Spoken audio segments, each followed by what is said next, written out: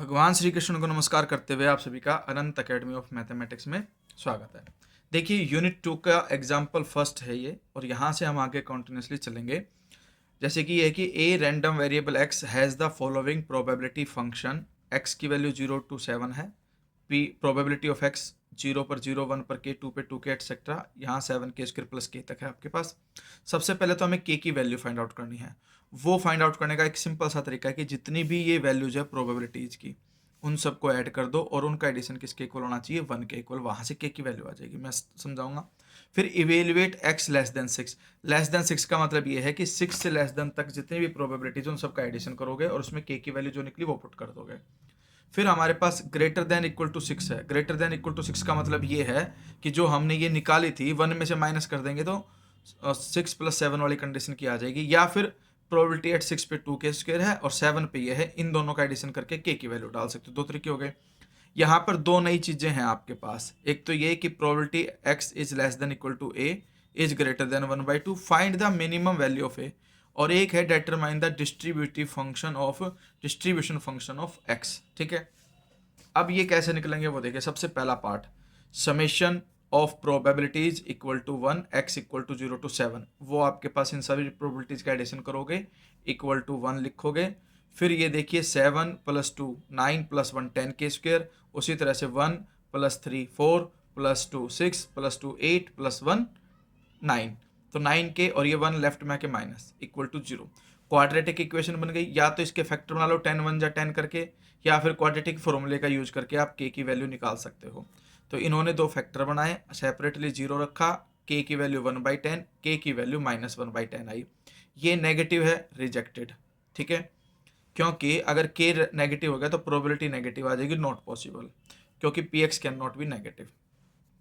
Hence k equal to 1/10। फिर less than 6, यानी कि probability at x equal to 0 plus at x is equal to 1 and up to x is equal to 5 तक की probability निकालोगे, उनका addition करोगे। वो हमें ऑलरेडी प्रोबेबिलिटीज तो गिवन है टेबल से। 5 तक की प्रोबेबिलिटीज का एडिशन किया, वो k² + 8k आया। अब इसके अंदर k की वैल्यू पुट कर दो 1/10, तो 1/10 का स्क्वायर 1/100 और ये 8/10 सोल्व करके आपके पास आ जाएगा 81/100। अब हमें नेक्स्ट निकालना है ग्रेटर देन इक्वल टू 6 का। देखिए probability x greater than equal to 6 को आप दो तरीके से निकाल सकते हो। एक तो ये कि भाई 1 में से प्रोबेबिलिटी जो है आपकी x की जो लेस देन 6 थी उसे माइनस कर दो, तो ग्रेटर देन इक्वल टू 6 वाली बच जाएगी, यानी कि 1 - 81/100 विच इज इक्वल टू 19/100 ये आ जाएगा। या फिर 6 और 7 की प्रोबेबिलिटीज का एडिशन करो और उसके अंदर के की वैल्यू डाल दोगे, तब भी आंसर आ जाएगा। फिर हमारे पास नेक्स्ट है 0 से ग्रेटर है x और लेस देन 5 है। तो इसका मतलब 0 से ग्रेटर का मतलब यहाँ 1 2 3 4 तक इन सब का एडिशन कर दो। 3 + 2 5, 5 + 2 7 + 1 8k, और 8k में k की वैल्यू 1/10 डाल दोगे तो आपके पास आ जाएगा 8/10। ये आ गई आपके पास प्रोबेबिलिटी इसकी। ठीक है, अब हम क्या करेंगे, जो x की वैल्यू निकाली, हमें प्रोबेबिलिटी गिवन है कि x less than equal to a is greater than 1/2। तो हम पहले क्या करेंगे, 0 से लेस देन इक्वल टू पे प्रोबेबिलिटी 0 है, लेस देन इक्वल टू 1 का मतलब 0 और 1 दोनों की प्रोबेबिलिटी ऐड करके k आएगा, k की वैल्यू डालोगे तो 1/10। लेस देन इक्वल टू 2 का मतलब है 0 + 1 + 2 तक की प्रोबेबिलिटीज का एडिशन, तो वो 3k आएगा, उसमें k की वैल्यू डाल दोगे। फिर probability at x is less than equal to 3, तो उस 3 तक की प्रोबेबिलिटीज का एडिशन करोगे 5k आएगा, उसमें वैल्यू डाली। अब हमने यहाँ तक वैल्यू देखी 0.1, ये 0.3, ये 0.5। 0.5 जो है वो इक्वल टू 1/2 होता है, लेकिन हमें प्रोबेबिलिटी चाहिए ग्रेटर देन 1/2, इसलिए ये भी नहीं लेंगे। इसके बाद जब हमने x less than equal to 4 पे ट्राई किया तो वो 8k आया, k की वैल्यू 1/10 पुट की तो वो 8/10 आया, यानी कि 0.8, एंड 0.8 इज ग्रेटर देन 0.5 और 0.5 होता है 1/2। तो इसका मतलब minimum value of a is 4। ये आपका आंसर है। इसके बाद आता है distributive function of x is given as f0, यानी कि x less than equal to 0 पे जो वैल्यू आएगी वो f एट 1 का मतलब है कि probability less than equal to 1 तक की वैल्यू आ जाएगी। फिर 2 पे ये है, फिर 3 पे, इसी तरह से 4 पे लेस देन इक्वल टू 4, 4 से लेस देन का मतलब है 0 1 2 3 तक की 4 तक की प्रोबेबिलिटी का एडिशन, और उसमें k की वैल्यू डाल दोगे। वैसे ही लेस देन इक्वल टू 5 में 5 तक की प्रोबेबिलिटीज का एडिशन और उसमें के की वैल्यू डाल दोगे तो ये सारी वैल्यूज आ जाएंगे आपके पास। इसके बाद टेबल कैसे बनाओगे वो देखिए, distributive function of x is, यहाँ एफ एक्स लिखोगे, एक्स लेस देन वन से सिर्फ आपके पास एक ही प्रोबेबिलिटी थी, वो थी 0। फिर X greater than equal to 1 और लेस देन 2, इसका मतलब ये है कि जो x है आपका 1 के इक्वल वाली प्रोबेबिलिटी क्या है, वो k है, उसमें k की वैल्यू डाल दो 1/10। फिर x greater than equal to 2 less than 3, इसका मतलब x की जो प्रोबेबिलिटी 2 है, ठीक है, वो आपके पास क्या आई, तो हम यहाँ पर ये देख लेंगे 3k आ रही है, ठीक है, इस टेबल से 3k 3/10। उसी तरह से ये आपके पास 5k आ जाएगी, 8k आ जाएगी, क्योंकि हमारे पास जो टेबल है उसको ध्यान से देखिए,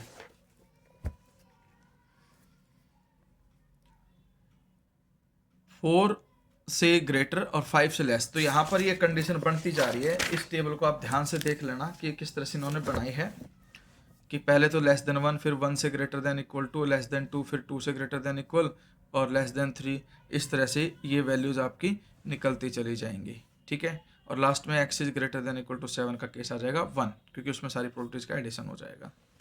फिर हमारे पास नेक्स्ट ये है कि if px is equal to x upon 15, x is equal to 1 2 3 4 5, otherwise 0।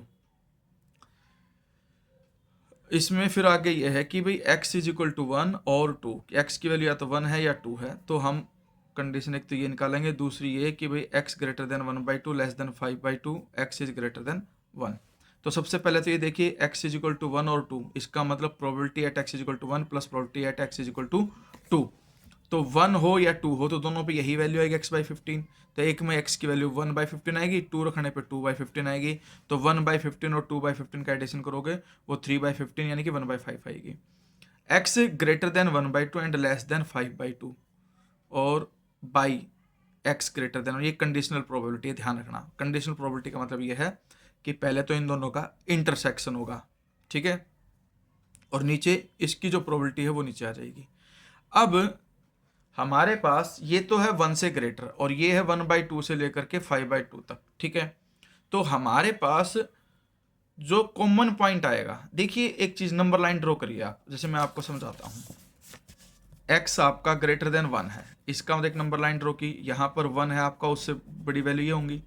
उसी तरह से दूसरी नंबर लाइन ड्रॉ करो, उसके अंदर 1/2 से लेकर के 5/2 तक जाओ आप, तो हमारे पास ये पॉइंट आ रहा है और इससे इधर की तरफ का ये हिस्सा कॉमन है, सिर्फ 1 से बड़ा और 5/2 से छोटा। तो हमारे पास कंडीशन क्या आ जाएगी कि भाई x greater than 1 but less than 5/2 और नीचे x ग्रेटर देन 1 है ही। इन दोनों के बीच में जो रैंडम वेरिएबल x की वैल्यू आ सकती है वो सिर्फ और सिर्फ 2 आ सकती है, तो सिर्फ उसी की प्रोबेबिलिटी निकलेगी। और ग्रेटर देन 1 का मतलब है 1 में से वो प्रोबेबिलिटी माइनस कर दो जो लेस देन 1 वाली है, यानी कि इक्वल टू 1 वाली जो प्रोबेबिलिटी है वो हम माइनस कर देंगे। यहाँ पर ये है आपके पास कि probability x greater than 1 is equal to 1 minus probability of x, यानी कि ग्रेटर देन 1 का है तो इसका मतलब x इज इक्वल टू 1 वाली प्रोबेबिलिटी माइनस कर देंगे तो 1 से ग्रेटर वाली ही बच जाएगी, इसीलिए इन्होंने ये लिखा। अब x इज इक्वल टू 2 पे जो प्रोबेबिलिटी है वो 2 रखने पे 2/15 और 1 पे प्रोबेबिलिटी 1/15 है, तो ये कंडीशन आ गई। ऊपर तो 2/15, नीचे 1 माइनस 1/15, एलसीएम लेकर के 15 माइनस 1 14/15, 15 से 15 कैंसिल, 2/14 होता है 1/7, ये आपका आंसर आ जाएगा, ठीक है।